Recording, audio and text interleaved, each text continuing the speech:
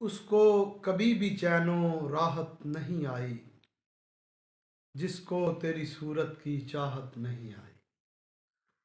और लाख हो इल्म मगर आली ज़रफ़ झुकता है।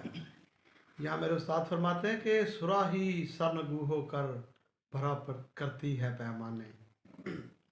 लाख हो इल्म मगर आली ज़रफ़ झुकता है, कम ज़रफ़ को कभी आजिज़ सी हिदायत नहीं आई। और हम तो मांगते हैं तेरे हुस्न के जाने जाना, हम तो मांगते हैं तेरे हुस्न के जाने जाना, हमको चेहरों पे उलझने की कबाहत नहीं आई। और मक्ता पेश खिदमत है,